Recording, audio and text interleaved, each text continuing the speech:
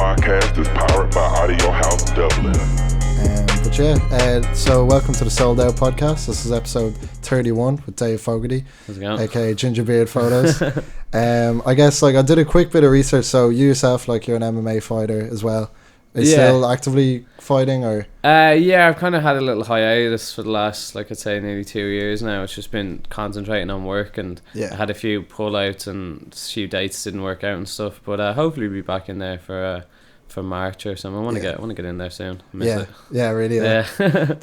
suppose when would you have started your interest in the MMA side of things? I remember watching. Actually, I remember it was a UFC game that really got me. The first one on the PlayStation. I'd always seen MMA and I knew what it was but I remember it used to be on Bravo. I remember watching it thinking that's fake. There's no way. There's no way that people can actually do this. And then when I found out, I was like, oh, this is real. My little brother bought the game. And I was like, oh, this is unreal. And I remember watching my first. It was Dan Hardy against Marcus Brimage. Was my the first time I watched it, and I was like, oh, this is classic. This is unreal. Oh, Marcus Davis, not Marcus Brimage. So it was the first time I watched it, and I was like, this is savage. And my mate's dad was training kickboxing at the time, so I just went down to the club with him, and I just took it up from there, and it just kind of snowballed, and I've just been doing it ever since. Yeah, that's sweet, man. And obviously we were talking off camera a little bit about, but I suppose just kind of lay it out for your progression then in terms of getting into photography and everything like that. So out of college you kind of did the communications degree. Yeah, so I did. I went to DCU, and so I finished school, and like every middle class private school person, I had to go to college because that's what I did 6 years in a private school, and I was told go to college. So I was like, all right, so it looks like I have to go to college. So I looked at the CAO and I just crossed off anything. Because I'm really dyslexic, heavily dyslexic, so I'm terrible at maths. So I just crossed off anything that had anything to do with maths, even the most basic maths. I'm not doing it. No interest. I'm not doing it. So I found communications in DCU. They would have let me in. All I had to do was pass. They were because DCU are really good with dyslexic students, that they were just really? Pass your leaving cert and we'll let you in. So I was like, all right, cool. So I did that, and it was okay. I didn't really know what I was going to do with it. I was just in college for the sake of going to college, and then one of the modules was photography, and I just realized I could still train and I could take pictures at the same time. So that's kind of what I was always into. I always enjoyed photography. I had old film cameras and stuff growing up as a kid, and I used to just take random pictures, but I had no idea what I was doing. So I did it in college, and I really enjoyed it. And then I finished college, and I had my degree. And then especially around the time when I finished college, it was there was no jobs in Ireland, and so everyone went to Australia. That was the thing you did. You went to Australia. So me and two of my mates went to Australia, and I worked over there for, I'd say, a year and a bit. I was working. I did a few different jobs, but the main one I was working in a selling insurance for a bank, and I just absolutely hated it. Hated every second of it. So I just decided, I was I could make more money than I'd ever made in my life, but I was I absolutely hated it. I just couldn't stick it out anymore. So I just decided one day I just left, just never came back. Did you enjoy Australia though? While you were there though? Yeah, I did. I the good weather. Sessions. Yeah, it was good crack. I was living in Melbourne, and we were there for the winters are kind of similar climate to this. When it's cold, it's really cold, and it rains and all. But the summers are just unbelievable. It's so nice, and that's really what turned me off my job. It's because all my mates were getting sunned off, and they were all going to the beach, and I had to go into this this office. So I was like, enough of this. So I just quit, and then I came home, and it came down to what I was going to do, and so I just decided I'd just try and do this. So I actually went for an interview with a recruitment agency, and they didn't think they found me one interview. I went for it and I didn't get it, and then I was like, all right, I don't really want to go back doing a job I don't enjoy. So I applied for Griffith College as a mature student. So I was waiting to hear back from them, and the day they rang me, just before they rang me, they rang me, and they said I got accepted, so come on in. So I was like, lovely. So I was like, right, that's what I'm going to do. I'm going to go back to college, and I'm going to try and be a photographer. And then as soon as I hung up the phone, I got a call from Dublin Port to say that I'd gotten a job with them. But because I was all chuffed that I got into Griffith College, I didn't end up taking the job. But if they called me before Griffith College had called me, I'd probably be sitting in an office somewhere watching all this on TV and stuff. So it was crazy, just a little twist of fate that wound up in photography. So sorry for cutting you off. No. I suppose so was it competing then Like what I was kind of interested in as well is, so when you were competing, like McGregor wasn't like the name he is now. So like, what was the circles like back then in like the early days of like? Yeah, when I got into MMA, Conor was I think he was a 145-pound champion. He was still the biggest name in Ireland. Yeah. So I didn't train with I train in SPG Charlestown with Owen Roddy now. I wasn't training with him at the time. Yeah. I was training in this kickboxing club, and it was kind of like I wasn't really progressing the way I wanted to. And my mum's best friend that she works with, her son owns a jiu-jitsu club out in Monkstown called East Coast Jiu-Jitsu Academy. And he had just won the Pan Ams as a brown belt. So she just told me about this, and I was like, what? I was like, Belinda's son is a brown belt in jiu-jitsu. Like, she always told me he did ninjutsu. So I was just like, what an idiot. Like. Yeah, I was like, what an idiot coming around. So, like, I just pictured that he was going around throwing stars and puffs of smoke everywhere. But she told me he did jiu-jitsu. Yeah. So I was like, what? Belinda's son's a jiu-jitsu brown belt. So I went out to train with him, and my coach at the time didn't really like that I was going out there, so it came down to which one did I want to do, and the training out in East Coast was just so good, even though it's like an hour's drive from me, but it was worth it. Like. Yeah, I didn't care at the time. I went out there, so I did that. Then I went to San Diego for the summer to train jiu-jitsu, and then when I came home, I made the decision that right, I'm going to leave that kickboxing club. So I joined SPG Charlestown with Owen Roddy, and it just went from there. And by that time, Conor was, I think he had just signed to the UFC, but he hadn't actually fought in the UFC. A funny bit of information that not many people know: I actually beat Conor into the octagon. I was the first Irish person in the octagon to hold a UFC belt. Ooh. Now, did I fight for the belt? No. Was I part of it? No. But I was the first one there. So Dana White was in Trinity College doing a talk. It was just before UFC London. Yeah. And it was the 135-pound belt that they were fighting for. Yeah. So my little brother went to Trinity at the time, and we had gone along to the talk, and everyone was asking questions like, you know, about, he had just signed Conor the day before. Yeah. So Conor got signed the day before, and then Dana had this meeting. So everyone was asking these questions. And I was like, I'm not a journalist. Like, I'm not going to ask him a question. Like, I'm going to ask for something, because I seen a Canadian fan had done it before. So as the last question, I got picked, and he goes, well, what do you want? And I was like, oh, like, I have to go all the way over to England. Can I put the belt on Henan Barrow if he wins? And he was like, yeah. So I got cage side seats. I got to go into the octagon at the end, and I got to put the belt on Henan Barrow. So technically, I was in there. I was in there before Conor. That's hilarious, man. That's gas. Yeah, that's my claim to fame now. How long ago was all that then? Like, that was. God, I don't know when that was. It was like 6 years, 7 years ago. I'd say now more, way more. I'd say eight. It's crazy that like the time flies. Like, it kind of, you know, kind of sick. Like, even less than 10 years ago, it's like. How much the scene has taken off. Yeah, how much has it gone, because it was like very small events at the time. Not like, I had to explain to people what oh, is it like that wrestling? I was like, yeah, it's real. And it's like that wrestling, but it's a bit different. Like, so it just, as soon as Conor came onto the scene, it just exploded, and it was the best thing that happened. Like, I have my job, not just working with Conor, but I have a job photographing MMA because of Conor. Yeah. There's gyms around the country that they're here. The sport is here in Ireland, and we've such a high level because of Conor. Exactly. It's because of the influence that, and now not just Conor, it was that whole wave, that first wave, like Paddy Houlihan, Carl Pendred, Ash Daly, like all those, the initial ones. Now Owen Roddy was like the pioneer. Like, he had just made it just before the UFC, and then things didn't work out, so he decided to retire, and it was like a few different things. But like, if he had kept going, he would have been part of that. Yeah, 100%. But I was just delighted then when I found down, and like, when at the first class I went down to SPG Charlestown, like, everyone was so nice. It was such a high level of fighters, but everyone was so good. Like, I was terrible at the time. Like, I was afraid of getting hit. Like, I just was running away from everyone, trying not to get hit. But he changed everything for me, Owen, and then like, he kind of, I think that kind of like made the transition between photography and MMA. I kind of like blended it together then. So it was good then. I got introduced to everyone in SBG, and they kind of knew me then. From, I would go around, I worked for a website called Severe MMA, so I was going around photographing all these amateur events, and that's kind of what started the transition between it. And so I suppose when so how long were you photographing just like general small events, and then when was like the first meeting, I guess, with Conor? Yeah, with Conor. I was doing the photographing the like amateur scene for, I'd say, a good 2 years, maybe even longer. Like I was going everywhere. It was like there wasn't an amateur at one point. To say there wasn't an amateur event in Ireland that I wasn't at. Like I'd say at the time I'd seen more amateur events than anyone.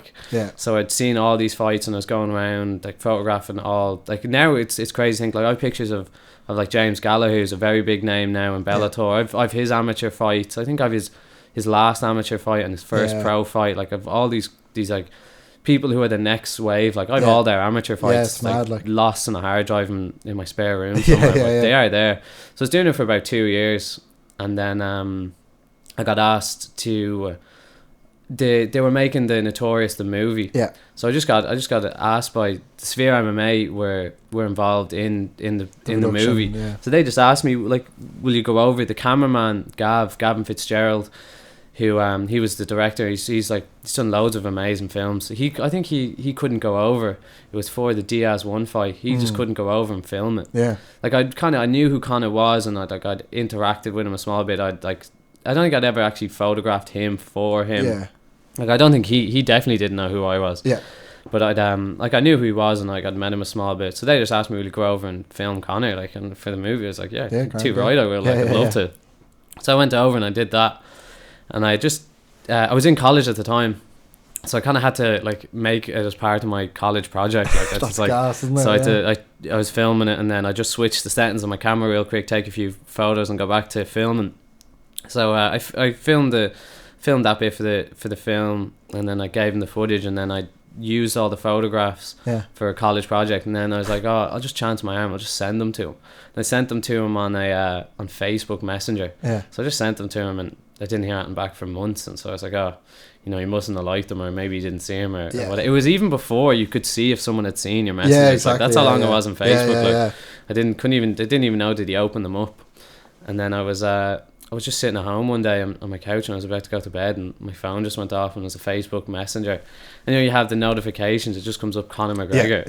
I was like, what? As you do. Conor McGregor messaged me, and opened it up, and he liked them, and he was like, like maybe come down and shoot a week of training, and we'll see how we get on. And that was in 2016, and it's just gone from there ever since. And no, that's what I do now. Yeah, that's great. Did you get a good like grades for that college project? Like you nearly no, so. I actually didn't. Well, the photographs that I used, I did good in. But the movie that the video module, I don't think I did very good in at all. Like I did, but they were always telling me in college to stop doing this. Like even when I'd taken these pictures of Conor, I actually won an award for them. I won the SMEDIAs, the National Sports Photographer of the Year. So I won them. I won that with the photos. Was that those photographs? It was those photographs that I used, and I didn't even want to enter it because I thought, like, I'm sure like most creatives, I think all my work is terrible. It's awful. Like, why would I enter this? Like sure, everyone's gonna beat me. And my lecturer at the time, Sinead, she was just like, she basically made me do it. She sent me everything, and really, like, she kind of set it all up, and I felt bad not doing it then, because I was like, she's after sending all this work. So I was like, okay, I'll just submit them, and then I ended up winning. And then I was like, maybe I'm just bad, maybe I'm not terrible. So it went from there, really. That's crazy. And so like after the first week of training, obviously all went well, and that's kind of how you are where you are now, I suppose. So like it started off like anything. It kind of started off slow. He'd just text me, and I'd go down and I'd shoot a day or two, and then I wouldn't hear from him for a few weeks, and then he might text me again. And then it just got to the point. I'd shot a lot of it I shot all the training camp in Ireland for the Diaz 2 fight. So then he had gone to America to finish off his training, and then I had gone. I was in Las Vegas at the same time as him, because I was competing in the IMAF and the World Championships. Yeah. So I was there at the same time, but we just paths never crossed then. Like even. Like a lot of the lads I was there with, fighting with, stayed on to do Conor's camp, and I was like, I'd love to stay on and shoot his camp, but I don't know. I don't think he. I don't know what it was. Maybe he just didn't appreciate the art at the time, or didn't, like, his social media obviously is so much bigger now than it was back then, and maybe he just didn't want this annoying ginger lad like annoying him with a camera in his face at the time, but. So I'd done that, and then I didn't hear from him for a while, and then the Mayweather fight, he just texted me, and he said come down, and I ended up doing that whole camp. Did the world tour, did the whole camp in America with him, and that's crazy. I've just kind of been with him. That's nearly like the one. That's like the dream one to get message about, though, almost as well. You know, because I saw that picture where you're standing like right next to Floyd as well. You know, what I mean? It's crazy. Like I have pictures where there was points where I couldn't get into the UFC wouldn't credential me. Like I had to give my camera to a member of the press, and go in as a fan. He'd give it back to me. I'd take all these like crowd pictures, and then even shooting an open workout of him was a big deal for me. I was like, oh cool, like, you know, I gotta photograph Conor McGregor. Like he's just, even before he was like a mainstream star, like I was like he's so, like, I knew how big he was going to be. You could see the workout ethic he puts in, and you could see the results, and I was like, I think everybody knew that like he was going to be the breakthrough star. Like, so even back then I was thinking like, this is going to be an iconic sports person of our time. Like I'd love to have these pictures of him, like, and all this behind the scenes stuff, because that's really what I like doing. I like the fights and all are cool, and like they're good to get, like, but it's the behind the scenes, the quiet moment. That's the bits that I like to do. Like, no, there's some serious photographs they have on there, even like the ones on planes, and you know, like just different ones, and they're just like capturing, just not posed or anything, just proper. You know. That's a big thing with my, like, I never thought I had a style. Like I was just doing it, but I really realised now that's the kind of stuff that I like doing. I like doing where I don't ask him to pose. Like obviously, like, his pictures where he does pose, where he'll go take a picture and he'll pose somewhere for him. I'll never ask him to do it. I like where it's just Conor, it's just him walking around, him looking somewhere, him on a private jet. Like one of my favourite pictures I have is and I don't think I'm pretty sure I've never released it. Like all my best pictures I actually haven't released. I'm saving them all, but I've one way it's for him. For the book, exactly. So I have here, it's him. He's just sitting on one of the jets. Just he has his feet up on the table with his shoes off, and it's just him on his phone, and then it's just all the baby's toys, like all his change in there. So it's all that, like, and you kind of get the two. I think his belt is in it as well.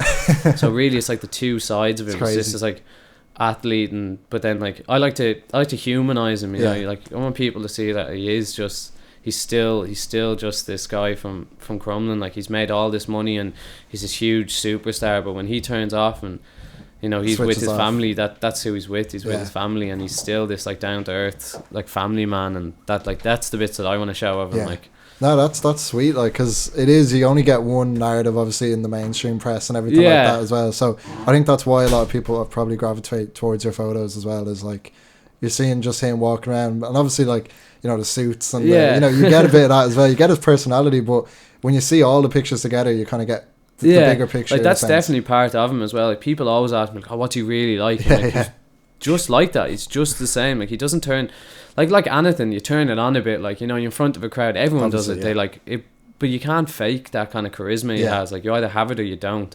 And Conor has it in buckets, like, and he just turns it on. He just turns it up a little bit. But the way he acts in front of the camera is the way he acts off camera. He's just the exact same. He's like, I think he's gas. I think he's very funny. Like, and like his funniest bits are the bits that are off camera. Like where he's just messing with his mates and stuff. They're the best bits. Like, but there's nothing fake about him. Like what you see is what you get with Conor, and it's just I think it's so funny, like, that he's made all this money, like, but he's still just a lad from Dublin. He's just having a buzz with his life, like, and I just think it's fucking gas.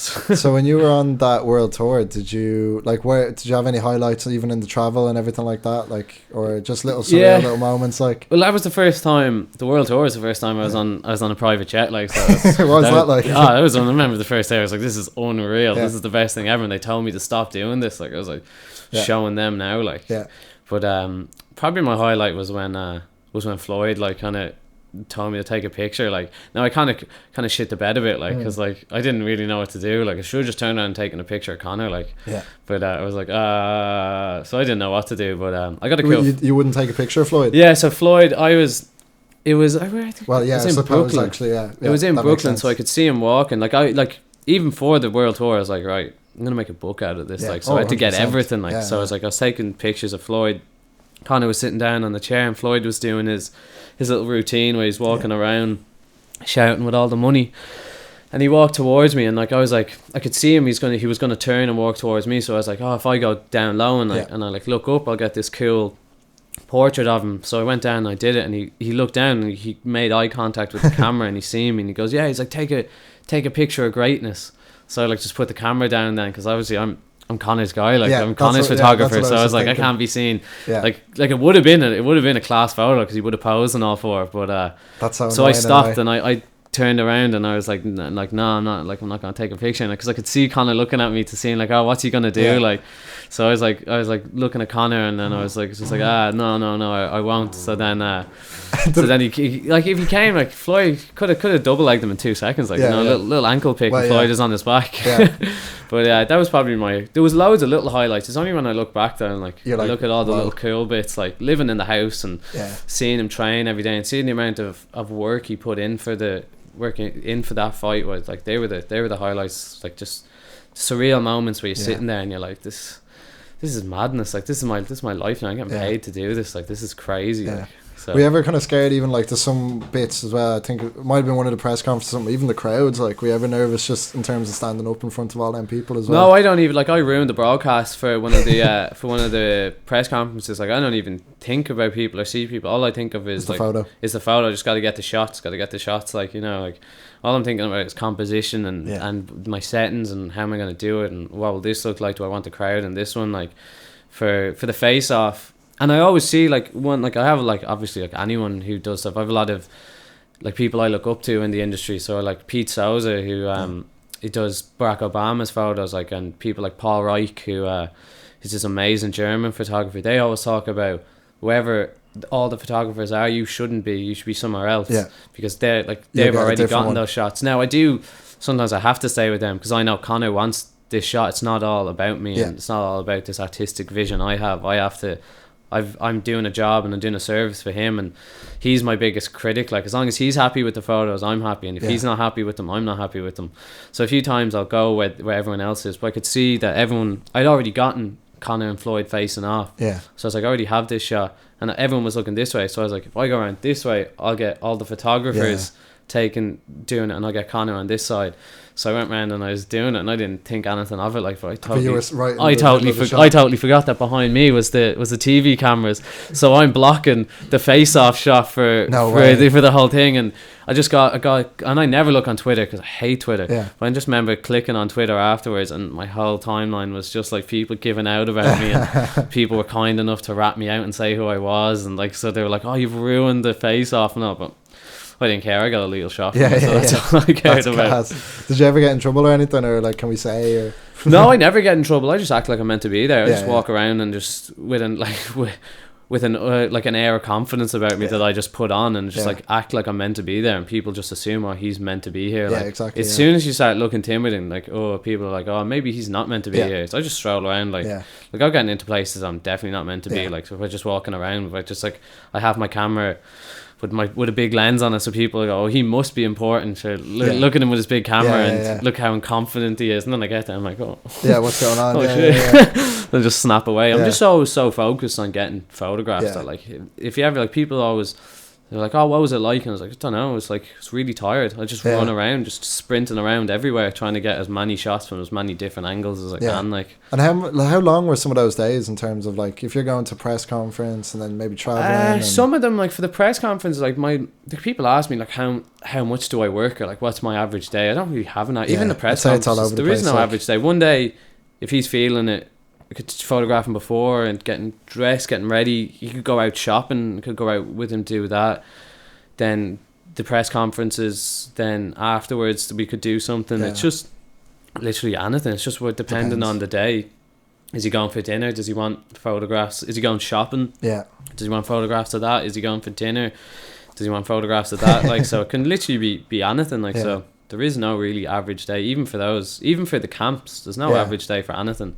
Like, some days I'd work the same as everyone else. Like, we go to training, I do the training, come home, and that's it. Like, I'd edit my photographs, and then I'd be done for the day. I could go play in the pool, I could go do whatever I want. And then other days I'd be around at his house beforehand, we'd go do the training, he'd go do something after, like, he might go shopping with Dee and the baby, I'd go do that, and then I got to edit all the photos, and then before I know it's 1 o'clock, 2 o'clock in the morning, and then back again back again the next day. Now there is no, I will say, the the best part about working for him is there's no early mornings. Like he's not a morning person, so he's never up early in the morning. So I'm That's never up. Like I only set my alarm because I feel like society tells me I should have an alarm. Yeah. Like that was the only reason well, not anymore. And I have to drop my girlfriend to school. she's a teacher. I'll put that in there. That always sounds bad. People are like, what are you doing? I'm like, I'm just collecting my girlfriend from school. But that's the only reason I get up now. Like before, I'd set an alarm at 9:30, and like I'd actually have to. The alarm would wake me up at 9:30. I'd be like, oh, I suppose I have to get out of bed now. But yeah, stay ready as they're like. That's a lifestyle for me now. Like, you know, people joke about it, like, but that is my lifestyle. I could be going anywhere, doing anything, and my phone will go off, and I just drop whatever I'm doing, and I'll go. Like, I've been going to family dinners, I've been going to loads of things, like waiting almost. I just be like, I bring my camera everywhere with me. Like my camera's out in my car. Yeah, I was about to say, what's the rig that you're using there? Kind of what's your average or? Yeah, so what I have now is Sony were nice enough to like kind of appreciate it, and so they've helped me out a lot. I'm like one of their brand ambassadors, so Sweet. I get now I do pay for it as well. I would like to point that out. I don't get any gear for free. Like everything I get, I buy. Yeah. So they do help me out with the price and stuff, and like if I need something that they're really good. Like I really like Sony. But so I use a Sony A7 or Mark III, and I use an A9. And I just loved them. They can't, like I had two 1DXs, and they were like cinder blocks around my neck. I was getting like serious back problems from carrying these cameras around. And then, because if you see in any videos I'm in the background, you'll see two big cameras and a big massive camera bag on my back, because my editing process is so quick. Like he wants them straight away, like straight away. As soon as we'll be at someone, he's like, "Did you send them?" I'm like. We're still here. We haven't left. So I got to shoot, edit everything on site. So I have to bring everything with me. So I'll have my two cameras, a few lenses with me. Then I'll have my laptop, the charger, it's like spare batteries. So really what I really shoot with is a 24x70, 2.8 and 70 by 200. Now I have the 50. I have a fixed 50 to 1.4 and stuff. I really like prime lenses. But like you get that just such, especially with the Sony, like I love the mirrorless. I love the LED screen. There's no, like before I'd have to look down. I'd be doing this the whole time, and I'd miss things because I want to see.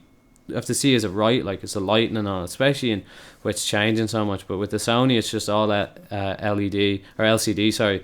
So like when I'm looking through the viewfinder, I can see exactly what I'm getting. It's gonna look, so I never have to look down. I just have to concentrate and looking at him. And they're so small that. It's just I love them, like, and it's not just I had bought them. I bought a Sony before.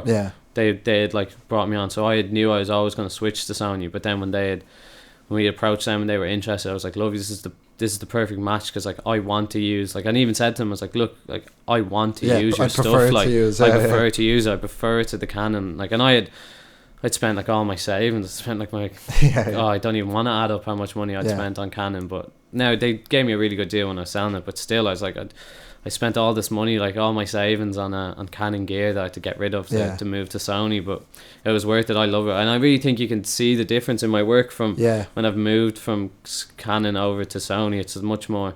So I think it's just in my, like, for me, I think it's much more professional. Like the way I go about things now, there's no more guesswork. I know exactly what I'm getting. If they say they want it like this, it's more consistent. I just really like the way I just like the way that they handle the light. It just looks so much nicer. Like it just suits my style as well. Like I like high punchy images. Like that's what I do. Like that's my style. And if people like it, they like it. And if they don't, they don't. But the Sony fits it lovely. So I love it. No, that is sweet. And I suppose even in terms of some of the other people that you photograph, because the one that jumped out to me, it's right there, probably in your recent 9. It's like the Mike Tyson one. one. Do you want to talk through that? Like, how did that happen? Like, it was just like it was just another day on work. I just got a call just saying, gonna go to this Mike Tyson thing. I'll meet you there in 40 minutes, and I was like, all right, cool. Okay. So we went along to it, and like a few people have asked me about like how long they take to set up and stuff. I was like, it wasn't set up. Like Mike Tyson was just in this room, and kind of gone in to talk to him, and then they brought me into.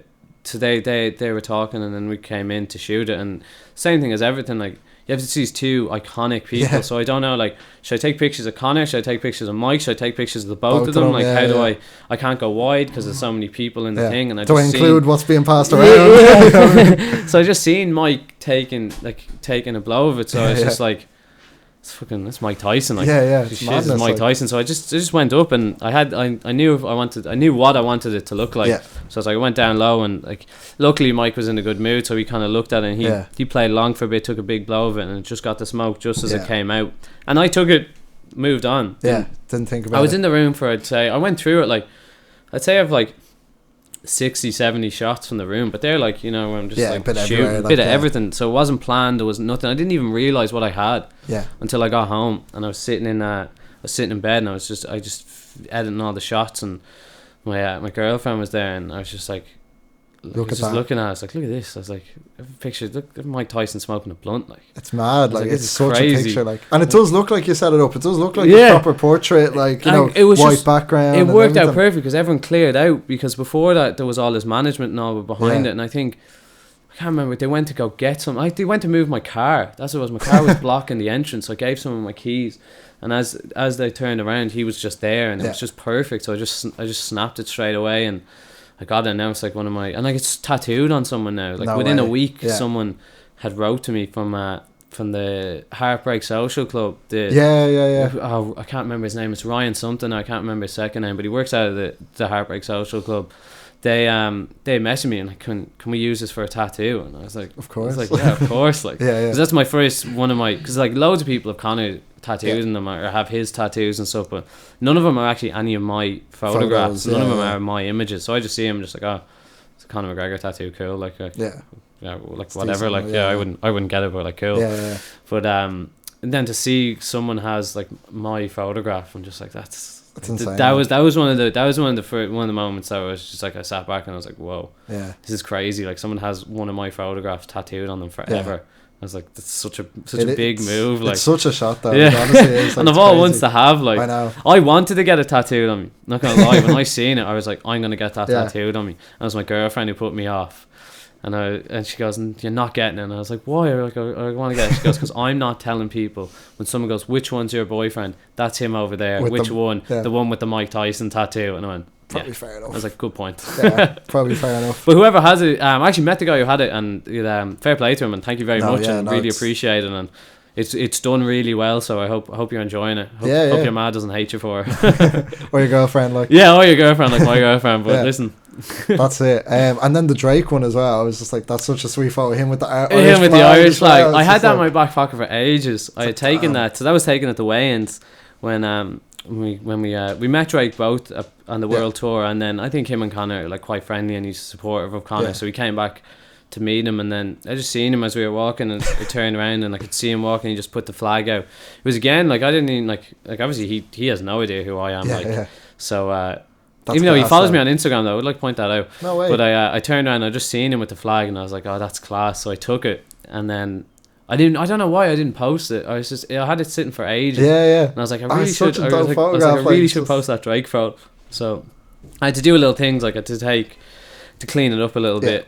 But it worked out nice. And it's such a photograph. I love it. It's one of, I have a few pictures hanging in my, like a very few photographs, even from other people. A very few photographs hanging in my house. Mainly the only ones are, I have like a few paintings of my dogs, and then I have of Conor McGregor. So I think I might change it up by getting that one printed out. No, I think it'd be sweet. Like, but I mean, did you get to talk to him or anything, or was that just literally he's ran around? And that was another thing. I didn't ask him to do it. Like, I didn't ask Drake to, like, because I'm around people, I don't like to annoy them. Yeah, exactly. It's like saying that's why it's terrible at my bank job. I don't like annoying people. Like, and I prefer when you ask someone to do something, then they have an image in their head what they want it to look like, and I have an image in my head of what I want it to look like. And so unless like you get a detail, unless I can sit down with someone and show them references, this is what I want, this is what we're after, it's very messy, and it's just like and everyone has an idea in their head of what they think they look good. So everyone has it. If I said to you, all right, stand there while I want to take a picture, like you'll do something, you're like, okay, this is my best side, and like I might, like, you were like, oh, smile, and I mightn't want you to smile, and then it just wastes time. So that's why I prefer just doing documentary, like reportage style photographs where it's in the moment, and if it happens, it happens, and if it doesn't, it doesn't. So he had just turned around, he was hyped up from coming off stage, from being in front of the crowd, so he just put the flag out, and then I was like, oh, this is brilliant, like, and then he has his OVO top on, and it all just worked out, like just, well, I think it worked out perfect for me anyway. It's exactly what I wanted. If someone said, how would you like a photo of Drake? I was like, well, ideally I'd like Stick him an with the Ireland Irish flag, flag and stuff like that. I always wonder, has he seen it? He hasn't liked it anyway. Really, If you're out yeah. there champagne pappy, hit the like come button, on, son. come on, where Hit you the at, like. like? It's too busy recording Scorpion 2 or whatever. Yeah, is up there, like. yeah. But damn, I mean, what's next then? I suppose I don't know. I have no idea. Absolutely no idea what's next. something absolutely mad, I'm sure. Anyway, Yeah, I'm sure it could be something. Probably training. Training. That's what I do most. yeah, So really, that's an average day. I'll go take photos of him training. So which I love, like, and I do the same, like, do the same thing all like over and over again. But I try to change it up. So if I'm like, right, I'll go in. He'll just text me. He'll be like, go and train. Yeah. So I'm like, okay, Pop and then down. I'll just go training. And on the way down, I'm like, okay, and I'll think about what I've gotten wide Before shots of him, and, and I've gotten him doing this. So today I'm gonna try and get like close up portraits of him, or I'm gonna try and get like 3/4 length, or I'll try and get action shots, or I haven't gotten a lot of this or stuff like that. So I'm always thinking about progressing my style. Like I never want to just, and I don't want to just be an Instagram photographer. Yeah. Like I want my stuff to be able to use for like billboards and stuff. Like when we did the Proper 12 and I shot the ad ad campaign for, so all the imagery for that is mine, and that was a moment where I was like this is sweet. this is unreal. Like I seen it on a side of a truck, so there's like, I think it's like 1,000 trucks or something driving around America with the Proper 12. No, okay, it's because he's on it, like, and well, I don't know who was more excited for those trucks, me or him. Like, I nearly got ran over when I seen it. I was like, oh my god, it's on. Look, it's on something besides Instagram. Yeah, literally. And like, it's cool. Like Instagram's deadly, and like, it's surreal when I see like people like Drake and like Justin Bieber and like 2 million people have liked my work. Okay, it's not because it's my work, it's because it's a photo of Conor, but still, it's my photograph that I took. So, and I think like that's meant like 2 million people have seen this, like, and took the time. Like it's a split second, but have gone, yeah, that's cool, and we'll double tap that screen. I was like, that's mental for me, like. But I mean, it's the followers as well. Like, you know, there is a core base that are sticking around too. You know what I mean? Yeah, there is. Like, I think I do have like a little. Like I have established a nice little like style and that people gravitate to, and I think when even because some of the stuff in his page obviously isn't mine, like he uses other people's stuff, but I think when people click on it, they can see which ones are mine and which ones are other people's, and which is cool. Like, and I love when people like message me and they're like, oh, like love your work, or when they ask me questions and stuff. Like, and on message, like I read everything. Like, I'm addicted to my phone. Like, that's my girlfriend, she hates it, but I'm always on my phone. Just bored scrolling through my phone, so I see everything, I read everything. And like, do you have any like common questions that you get asked that maybe you can like address? Or the most common question I get asked is well, there's two. One is how can I meet McGregor? Probably. One is how did I get the job, and I don't really know. Like we kind of went over that. I just woke up one day, and the other is what gear do I use? So I use the Sonys, and that's really it. People just ask me all the time. Like, it's not like, and I love the Sony. It's brilliant, but it's not the gear. Like, you can get these photographs on anything. Like, I have a little 35mm film camera that I've started to bring around with me, and that like I use, and like obviously it's much slower and like, you know, they look different, but you can get, like, it's not down to the gear. People always ask me, oh, what should I buy? It's like, whatever you have money for. Like, you know, like if someone goes, what camera should I buy? Obviously you should buy a Sony A7R Mark III. They're the best. Like, that's what you should buy. But they're thousands, and like people don't have money for that. Like, so you can just, whatever is in your budget is what you should get. It's not down to the camera. Like, it's not, there's no special, I don't have a special trick in the lens or the camera. Like, it doesn't do anything different. It just records light. That's all cameras do. All of them do it. They all do the exact same thing. So it's just down to, like, if the biggest piece of advice, instead of saying what camera should I get, just get a camera and go out shooting. It should be like, what have you taken pictures of? That's like, when people ask me that's what I really want to see.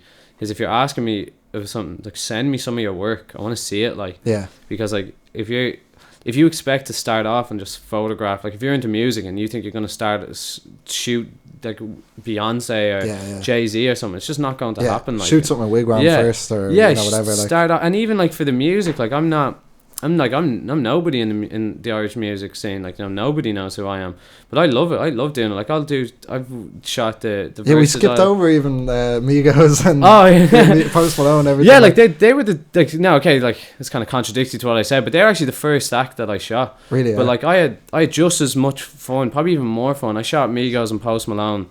I just shot Post Malone because I was there shooting the Migos, so I had an all access pass, so I just shot him because I was there, and like people didn't know to kick me out, like, because I shouldn't have been allowed. I just had this blank pass because I went up and I was like, I'm here with Conor, and they just gave me a blank pass. But I was working for the Migos. The Migos their management had messaged me, so I actually worked for them for that concert. So that was really cool. I got to do all the behind, and that's the stuff I really love doing. I love doing like the start to finish. So I did all the behind the scenes stuff. I did their show. I did their show. I did it after we went back to the studio with them. Like I was back in the studio listening to them record some of Quavo's new album, and then like Conor was there with them. So I got this another mad moment between Quavo and Conor. But I had just as much fun doing that. Like I did the Versatile gig, and they just asked me to come along. Like I'm friendly enough with Casey and Alex, and like super nice guys, and they're just I really like their music. I really like them, and then so they just asked me to come along just to the show to watch it. And I was like, yeah, I'd love to. And I was like, anywhere I go, I bring the camera. So I just chanced my arm and went down for the last song, and I was just walked in the back like I was meant to be there, and no one stopped me, so I shot again. I shot that, but I love doing that stuff. I just love taking pictures, and I love taking pictures for people I like, and like so I set myself a goal of shooting like Migos and Post Malone, where like, and I only want to do them because I love their music. I was like, it wasn't even because they did like Post Malone. Obviously, it's just this huge superstar now, but I just wanted to shoot him because I like his music. And I like the Migos music, so that's why I want to shoot them. So I just like taking pictures of people I like, and I think like that, like once I like them, and I'm like, I want them to like my stuff, then I put more same with everyone, I'll put more effort into it, and I'll shoot it in a certain way. But it was cool getting to see them use my stuff on their socials and stuff. Like, so there was a. Were they hard to talk to? No, they really sound. Some of them, really nice. Some of them was down to earth people. Like that's what I thought. It was kind of intimidating when I got there, like because there's all these like big Americans, and I'm sitting there like, alright lads, like the see-through Irish guy, like, you know, like couldn't have stuck out more if I tried, like, and they thought I was Conor's brother. They're like, oh, you Conor? I was like, well, you think all those white people look the same? I was like, what are you talking about, mate? And then so I got a laugh out of them, so I was like, okay, this is going good. So I think they're so used to it they didn't even notice me then, and then they but there was just, I think the one good thing is like, because I've taken like Conor's this huge superstar that it kind of doesn't intimidate me anymore. It wears off a bit. People are like, I don't really get like, because they're some of my favorite. Like I was listening to their album on the way in, and I probably listen to Post Malone's on the way home. Like they're two of my favorite acts, but like it doesn't intimidate me anymore. Like I just want to take good pictures for myself. And I was like, if they like it, great. I was like, if they don't like it, sure, they don't like it. Like yeah, man, that's seriously sweet though. I mean, is there anything that you want to shout out or anything, like in terms of anything coming out or? No, there's want to promote. Yeah, hopefully I'm working on my book. Just like it's like the never ending story. Like I've no idea when should I start or when should I finish, because I've all the stuff from before I worked for Conor, all the crowd stuff, and like when I was back in the 10th row that I want to include, and I was just originally going to do it on the Mayweather fight, but I just think he's so much bigger than that. Like, 100%. I want it to be about like his life and the behind the scenes, and I really want to like show people what he's actually like, because you know he's like a mythical figure now, and I just think like that's one thing is like everyone in Dublin has a Conor McGregor story, you know what I mean? Like it's one of them, like and 99% of them aren't true. They're like, oh, my brother's cousin. I was like, what? I was there. It didn't happen at all. What are you talking about? Like, so everyone has a story, and then I want people to see what actually happens, and like, you know, the downtime with Dee and the baby, like they're the bits that I like. Like I love, I did a baby book for him, and it's just for him and Dee, but like they're the kind of stuff that I love doing, where you can see like how much he's grown, and like all these moments that he's like, oh, I didn't even know, like I like giving people moments I didn't even know they had, like like, oh yeah, I didn't even know that. I'm like, yeah, well, like that's what I'm here to do, like so they're the bits that I like doing. Do I have anything coming up? Not really. I really want to shoot, like my goals for 2019 I want to shoot more music, just because I like doing it, and looking at festival season again, like I look at who do I want to shoot. Like it's not even like I want to shoot a certain festival or this. I just want to shoot certain people. Like I'd love to shoot Stormzy. I really like his music. I'd love to shoot Stormzy, Skepta. Anyone out of the new even longitude lineup or anything? I didn't even see the line. Little Baby. I like shoot Little Baby. He's good. Gunna as well, and like, but then I think it's like ASAP Rocky and all. Depending on his outfit, it could be a good one. Yeah, it could be a good one. I like the only problem with Longitude is it ends so early. Yeah, it's like you really want like the lights down with all the thing. I'm going to Post Malone's gig on Valentine's Day. Yeah, on Valentine's Day. So I might see if I can shoot a bit of that. Like, yeah. But I just want to keep doing what I'm doing and just get better at it and make. I really want to do more ad campaigns, more commercial stuff, and then I'd like to I really want to get like printed in like a good like GQ. I'd love like obviously it's everyone's got. I would have thought nearly one of your pictures have snuck in already.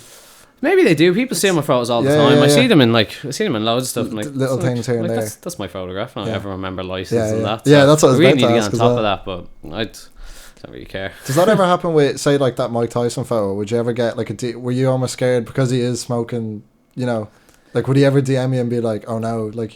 No, he was promoting that KO Kush, so yeah. Well, yeah. I think he knew what he was doing. He posed for it, like, but no, I don't really. I was away for the legal course in college, so I don't know. I don't know what's legal and what's not, like where I should be and all that kind of stuff. We're getting away with it anyway so far, like. Yeah, I've been getting away with it. I just act like I'm meant to be there and act like it's good. So no, that's it. I'd like GQ. That's what I'd love to shoot Conor for GQ. I'd love to shoot anyone for GQ. Anyway, like literally. So if GQ's out there, give us a shout. I'm available. Yeah, more magazine work. I'd like to do. Like to do a bit more of that. Yeah, even ID or something, because they can. Like, anything. I just like to shoot. I just want to diversify a bit, you know. Just because I like photography. I like what I do, and I'd like to do more of it. Like so. And it's still early days, like because altogether, then you're probably only doing it like. I'm doing still less than 3 years. I think this is my 3rd year as a professional. Like, so we'll see. Yeah, that's it. 2019, man. Continued success. Oh, thank you. Man, thank pleasure. You. Yeah, pleasure. Thanks for having so us. Really appreciate it. Just shouted right into the mic right there. But yeah, man. Thanks so much. No honestly. problem. No, that was dope.